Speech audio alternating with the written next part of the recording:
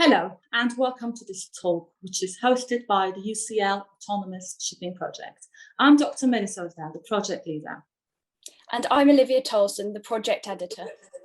Today, in the second of a series of interviews with experts in the fields of autonomous shipping and artificial intelligence, we'll be speaking with a leading figure in maritime industry, Paul Dean, who is also global head of shipping at the law firm Fulmer Fenwick Whelan. I'm honoured to have here Paul today, as he has extensive experience in offshore and maritime work. Lloyd's Risk List has recognized Paul as one of the top 100 most influential people in the maritime industry and one of the market's top 10 lawyers in 2019 and 2020. Further, Paul has a particular interest in autonomous shipping as he contributes to Fulmer Fenwick Whelan's series of briefings on autonomous ships. And recently, he co-wrote a chapter on autonomous shipping and maritime law for the book New Technologies, Artificial Intelligence and Shipping Law in the 21st Century. He also moderated the second International Ship Autonomy and Sustainability Summit in 2020. Paul, it's great to see you. Thank you so much for your time. Thank you for the invitation. It's really nice to join you. So, Paul, how do you think the use of autonomous ships will impact the work of maritime law practitioners in the future? Very good question. I think there are going to be two ways in which it will be impacted. The first is in relation to the law, and then is in relation to how we practice as maritime law lawyers. I think starting with the law, the seaworthiness test that we are familiar with, that has been around for over a century, I think that is still fit for purpose. You will still be looking at the question of whether an autonomous vessel is fit for the particular voyage and the perils that it may face on that particular voyage. I think where things will differ is in relation to compliance, where compliance will be judged by reference to a more technical analysis of the capabilities of the particular vessel. From a maritime lawyer's practical perspective, I think the investigation of incidents is going to be different. At the moment, for example, if you have a cargo claim or if you have a shortage or a collision, for example, then you're relying principally on surveyors or perhaps one of our investigators who will go and have a look and conduct interviews of the witnesses. That is not going to happen. That will be different. So I think there's going to be a lot more technology that's going to be involved in relation to that. And I think one other thing that is going to be perhaps more prevalent is that with an increased amount of technology involved, we're going to see more product liability claims by way of indemnity. So where things go wrong from a technical perspective, there'll be the owners of these vessels or the operators will be looking to a recourse against perhaps those who have designed the technology or manufactured it. So that's a long answer to a short question.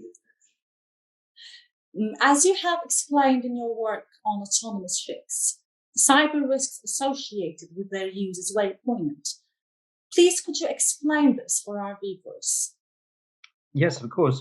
I mean, I think the principal thing in relation to autonomous vessels is by their very nature, given they are going to be, if they are fully autonomous, they're going to be in AI mode, for example, or perhaps if they're not fully autonomous, they could be remote.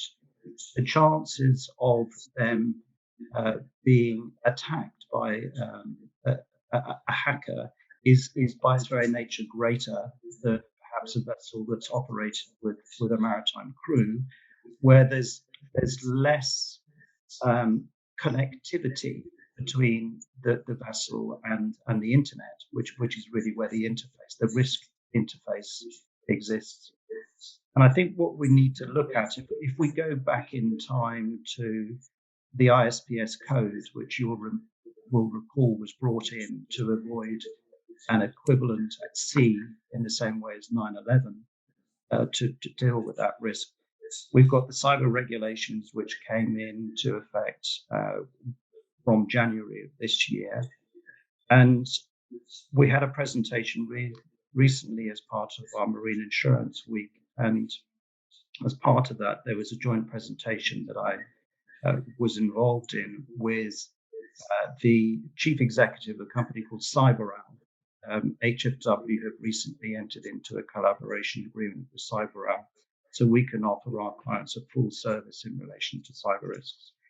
And one of the really telling things he said at that presentation was, at the moment, there is an attack on a ship every day. That is on traditional ships. With autonomous ships, the risks are going to be much higher, and I think the attacks will be much higher. How do you think that this cyber risk associated with autonomous ships can be managed? Very good question. I think it's going to be in a number of ways. I think the starting point is to be what I would say at the front end, where you'll be looking at your contracts. So the operators will be looking at their contractual relationships with their charterers, for example, but also with their suppliers. I think also you've got the compliance with the regulations. The regulations, what I mean by that are the regulations which owners and operators are obliged to comply with effect from the beginning of January this year. I think also one of the things, and this was influential in terms of us thinking about combining or collaborating with CyberOwl, is how crucial it is for vessels to be able to monitor what's happening on board in terms of cyber attacks. So monitoring is going to be key. I think also the requirement for a response plan. I think however much owners plan, operators plan, things can go wrong. So having a response plan in place for when things go wrong, I think, is important. And then last but not least, insurance. Things do go wrong, and that's the reason why we have insurance. So having cyber risk insurance is going to be very important. So when do you think is the right time to regulate autonomous ships? The very short answer to that is now. The slightly longer answer to that question is, as a firm, we've been advising on autonomous vessels for over 10 years. And it's very interesting when you look at the existing regulations, or even 10 years ago when you looked at the regulations, some of the regulations which apply to what I would call standard ships already apply to autonomous vessels. And I think just in relation to that, they do require some interpretation.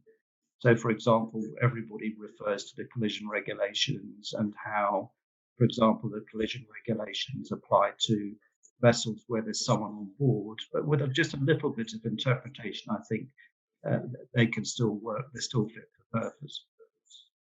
I think also we have, of course, the IMO. They're doing their scoping exercises and have been doing that for a little while. But I think it's fair to say that those scoping exercises are taking a bit of time. And there are, of course, competing interests in relation to that. And of course, I think it's fair to say, and this is something that I was acutely aware of when I shared the presentation that you referred to in my introduction. We had over 800 people who joined that particular European conference. And there are some nations, some governments who are much further ahead than others. And in that category, I would suggest, for example, Scandinavian countries are further ahead than others. And also as a firm, we're advising governments in relation to what they should be looking at in terms of their own legislation. So sort of coming back to the beginning, now is the short answer to the question, but there are already some regulations which are in place that could be worked with. Thank you very much, Paul, for this very interesting interview. We are grateful for your valuable contribution to the discussions on autonomous shipping. We're grateful, and we very much look forward to your future works on autonomous shipping and artificial intelligence. Thank you so much for your time. Pleasure. Well, thank you so much for the invitation. It's been a real pleasure talking to you both. Thank you, Paul. Thank you.